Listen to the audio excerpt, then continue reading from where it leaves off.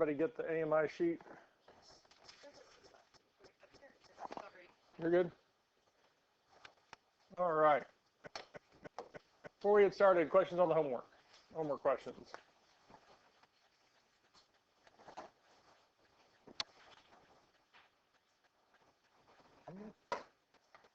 What we're doing today is talking more about these rational exponents and properties of powers, properties of rational exponents. Now, really, all of these here are properties of powers, properties of exponents, not specifically containing two rational powers or rational exponents, but they are properties of exponents and powers, so they do apply to it. We have product of a power. It says that if we multiply two things or multiply the same bases together, we add the exponents. So if we multiply like bases, we add the exponents. Power of a power. When we have a term to a power, we multiply those powers together. Power of a product. Two things being multiplied together, and that product is put to an exponent. We can apply that exponent to both. And that's specifically with a product. We can't do this with a sum because we have to actually multiply that out. Negative exponents. To make the exponent positive, we move it from the top of the fraction to the bottom. Zero exponent. A to the 0 is equal to 1 as long as a is not 0. Quotient of a power, a to the m divided by a to the n, is the same as a to the m minus n. When we divide like bases, we subtract the exponents. And lastly, power of a quotient, a divided by b to the m, is equal to a to the m divided by b to the m. And most all these here, we know what they are already. We've dealt with these, we've worked with these. We know what these properties are. And we can use these with simplifying. Now, simplest form. These are kind of three checklists to make sure that our term is in simplest form. No radicands, no radicals have perfect nth powers as factors other than 1. It means we can't reduce it any further than what it is. As in, I can't have the square root of 8 be my final answer, because the square root of 8 is the same as saying the square root of 4 times 2. Well, the square root of 4 is 2. We can't simplify the square root of 2, so 2 squared is 2. That is simplified. Square root of 8 is not. If it is possible to simplify or reduce the radical, we need to.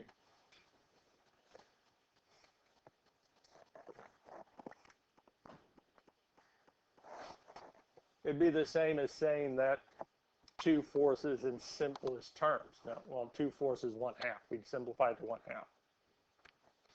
We reduce it down as far as it possibly can go. And I mean, it's especially true saying that we can't leave it as the cubed root of 8. Well, the cubed root of 8 is 2. We're not going to write cubed root of 8. We're going to write 2. We're going to put it in simplest form.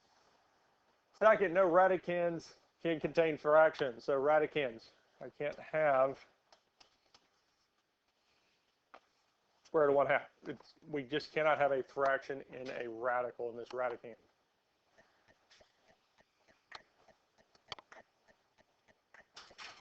No radical appears in the denominator of a fraction. We can't have a square root, cube root, doesn't matter what it is. We cannot have a radical in the bottom of a fraction.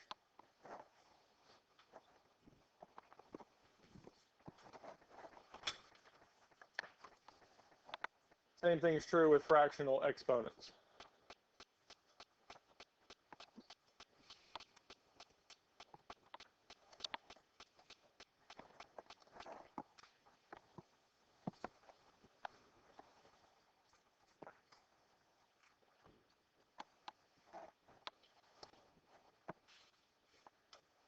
Questions on these here. And a lot of these apply to our fractional exponents too. So 2 to the 1/2. 2 to the 1/2, same square root of 2. We can't have that left over in the bottom of the fraction. We need to be able to apply these in different ways, in different forms.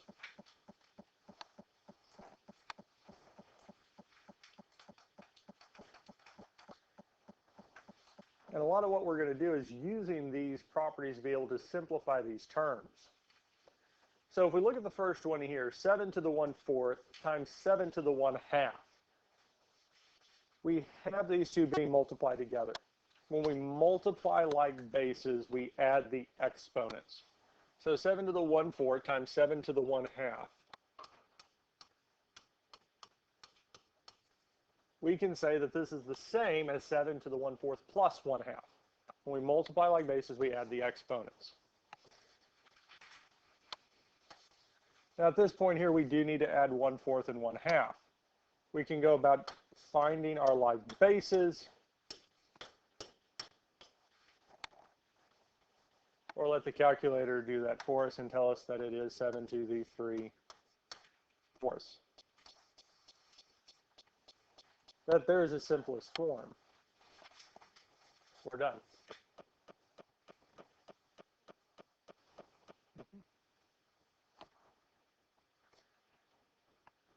We don't have any fractional exponents in the bottom of the fraction. We simplified it as far as it goes. Questions on this here? Let's look at B. 6 to the 1/2 times 4 to the 1/3, all to the second power. Well, 6 and 4 are not like bases.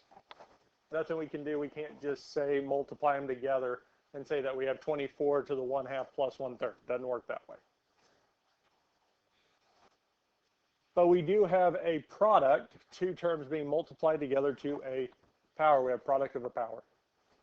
Product of a power says that we can apply that power to both terms. So really what we're doing is applying this to the 6 to the 1/2 and 4 to the 1/3. So we have 6 to the 1/2 to the second power, which is being multiplied by our 4 to the 1/3. And we're putting it to the second power. We're putting both of those terms to a power. Questions on this here? Power of a power. Powers of powers multiply. So with our 6, we have 1/2 times 2. And with our 4, we have 1/3 times 2. What is 1/2 times 2? It's 1. But we don't have to write the 1. We can just say 6, because 6 to the first power is the same as 6. 1/3 times 2 is what?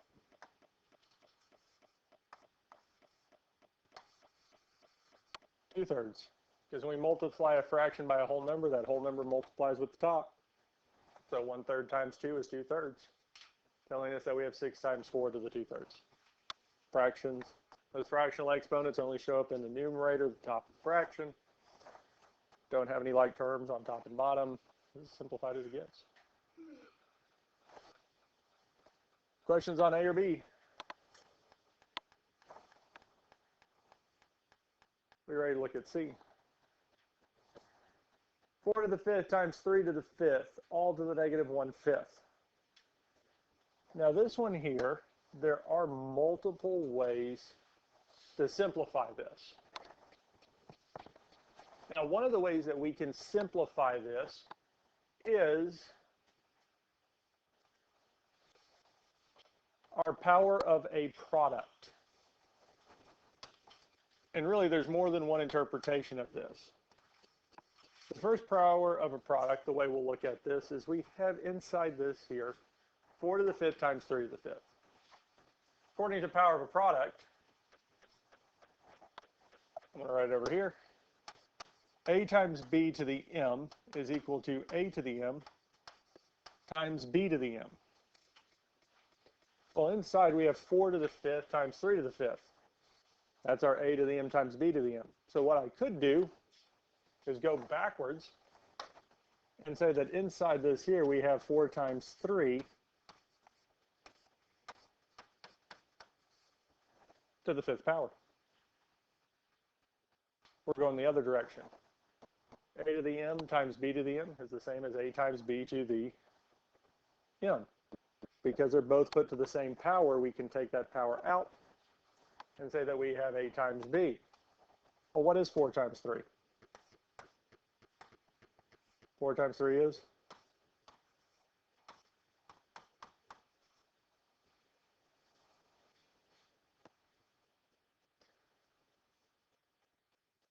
Well, that's a little bit nicer to work with than 4 to the 5th times 3 to the 5th.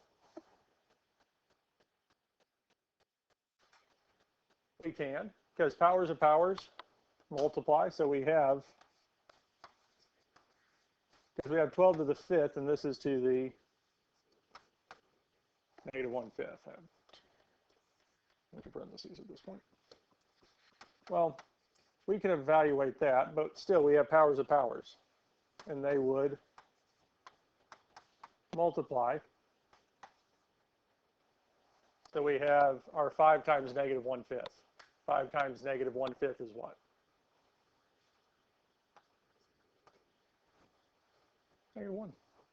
Because negative 5, or 5 times negative 1/5 would be negative 5/5, which is indeed negative 1. Well, how would I make that exponent positive? I move it from the top of the fraction to the telling us that this is just 1/12.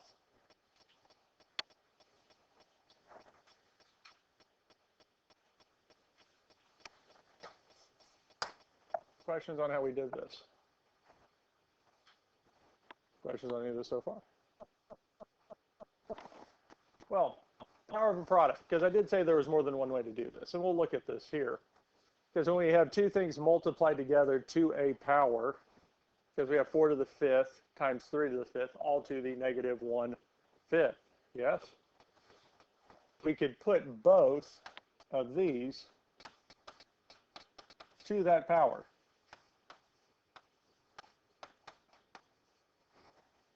As we could also say, according to that power of a product, that 4 to the 5th times 3 to the 5th all to the negative 1/5 is the same as 4 to the 5th to the negative 1/5 times 3 to the 5th to the negative 1/5.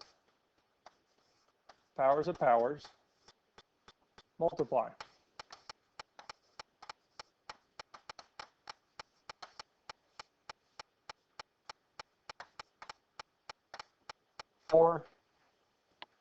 So our 5 times negative 1/5 is going to again be negative 1. So we have 4 to the negative 1 times 3 to the negative 1.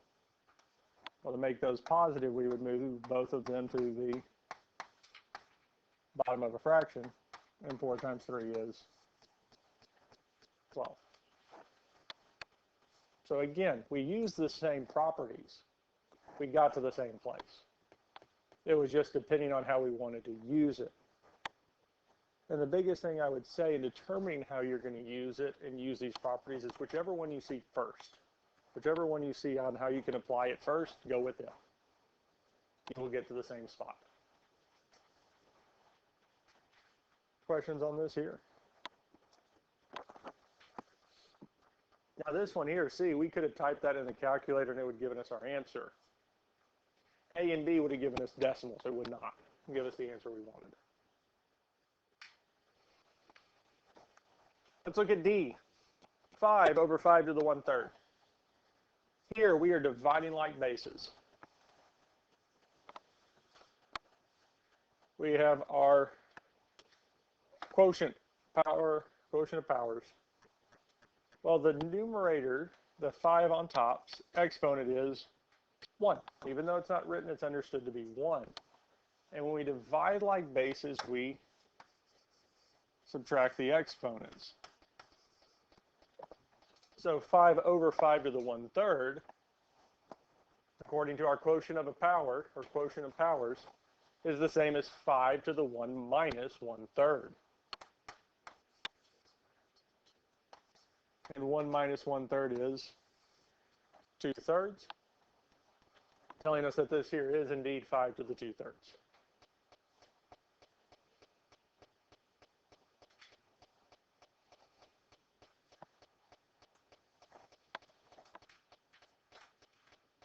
Questions on this here? Because again, the whole goal is to simplify this down as far as possible. We don't want that 1/3 in the bottom of the fraction. If it ends up being just 5 or a whole number without a fractional exponent, that's great, that's fine, that's simplified. And there's different ways to use these properties to get there. That's the whole goal, is we're using these properties to simplify this as far as we possibly can. Now, if we look at E, 42 to the 1/3 over 6 to the 1/3. The main goal is simplify as far as we can and deal with those exponents if possible. 6 to the 1/3, there is not a number that multiplied by itself 3 times that gives us 6. That's not going to simplify. 42 is the same way. Because our cubics, because 1 to the 3rd is 1. 2 to the 3rd is 8. 3 to the 3rd is 27. 4 to the 3rd is 64. Okay, none of those match up with 42. So let's look at the numbers themselves. 42 and 6. Is there anything in common with 42 and 6? So we do have the 1/3, but 42 and 6, do they have any like factors? 2 will go into both, yes? Anything else? Well, 6. 42 divided by 6 is 7. So if we can reduce it, that's even better. But that 1/3 is causing issues. Because if there is a way to get that 1/3 out of both, it'd make things nicer. Well, wait a minute. Power over quotient says what? A over b to the m is equal to a to the m over b to the m.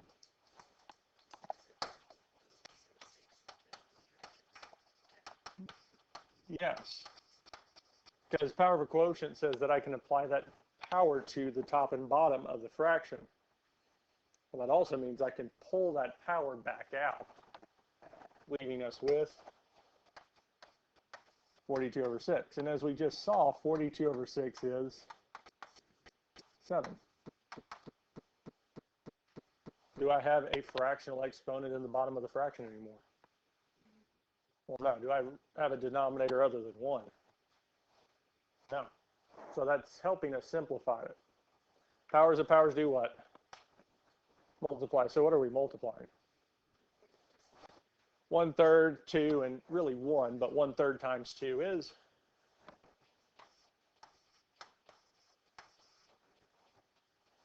2/3, telling us that this is 7 to the 2/3.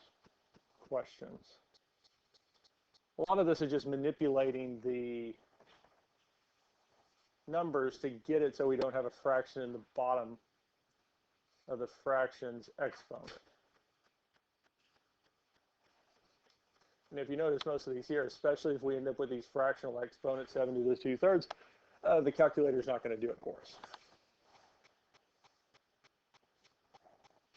Questions on anything we've done so far? 2 to the 3/4 times 2 to the 1/2. When we multiply like bases, we add the exponents. Now, the calculator won't do the whole thing, but it is nice enough to let us know that 3/4 plus 1/2 is 5/4. 5/4 doesn't reduce any further than that, and that's as far as it gets. Now, it'd have been nice if it was 4, or not 4, it'd be 16 to the 5/4, because that would actually work out nicely, because the bottom is the number is our roots, our exponents. 4 through to 16 is 2. Then we could take 2 to the 5th. But 2 is a prime number. There's no way that we can take a square root, cube root, fourth root, any root of that. So that's as far as it goes. Next one, 3 over 3 to the 1/4. We're dividing like bases, so we would subtract the exponents. Well, the denominators is 1/4. What's the numerators? 1. 1 minus 1/4 is 3/4. Questions on any of this here? We good?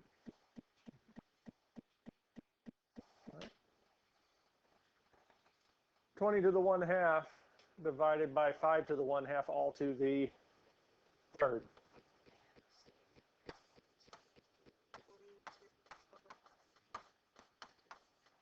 To the third.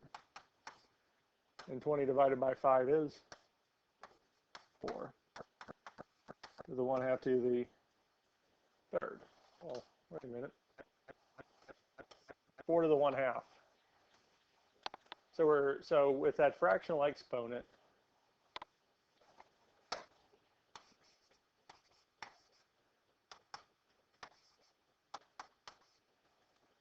so the 1/2 is really the same as the square root of 4, yes? What times itself is 4. Yeah. So if we convert it back to a radical, really this is saying what is the square root of 4 to the third? Well, the square root of 4 is 2 to the third power is 8. So this is one we could actually typed in and got an answer because it reduced nicely. They're not all going to do that, but some of them might. Because otherwise we would have said it's 4 to the 3/2, which is actually reducible. Because we can take the square root of 4. Because when we look at the bottom of that fraction, that number is how many times do we multiply it by itself to get that number. So with 1/2, we're trying to see how many times do we multiply a number twice. We multiply what number by itself to get 4? 2. Words. Number 4. 5 to the 1/3 times 7 to the 1/4 all to the third. Now we did one like this previously, B. So we can't mess with 5 and 7. They don't have the same exponents. So the most we can do is apply this power of 3. So like I said, we have 5 to the 1/3 times 3 times 7 to the 1/4 times 3. Now the 5 to the 1/3 times 3, 1/3 times 3 is 1. So we just have 5. 5 to the first or 5. Now our 1/4 times 3 is 3/4. Telling us that we have 5 times 7 to the 3/4.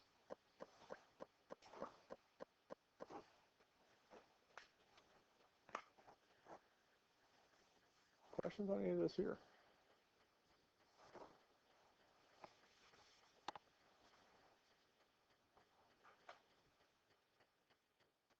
Any questions over anything we've done today?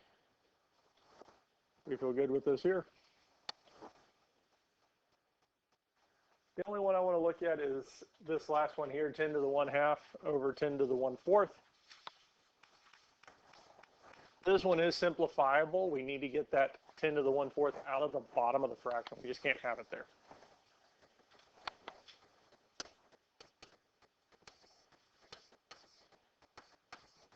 And the property we have to use for this here is one main one.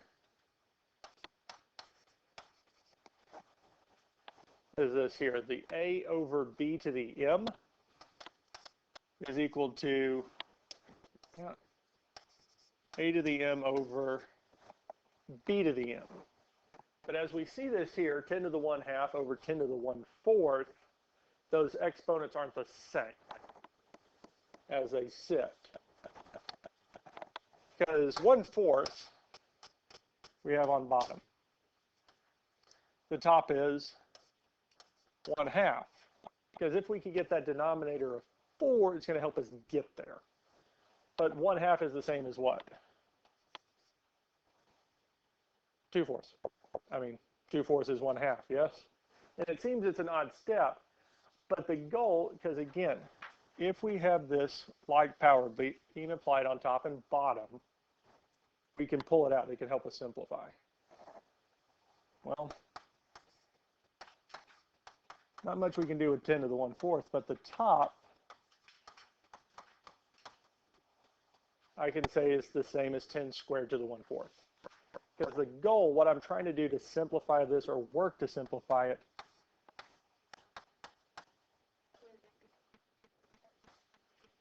we can say 10 squared or 100 over 10. Well, 100 divided by 10 is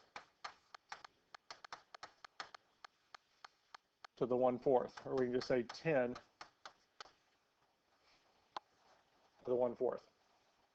So it's kind of interesting that we have that there. Now, this was the most complicated way to go about this.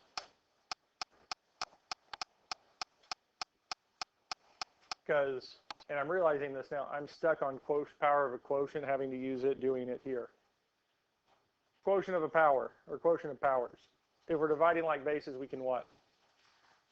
Subtract the exponent. We have like bases being divided, so I can say this is the same as 10 to the 1/2 minus 1/4,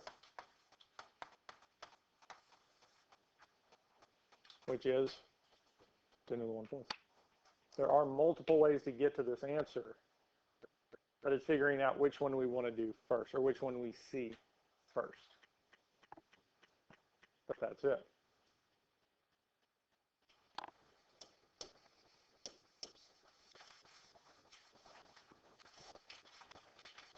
Homework is problems 3 through 10.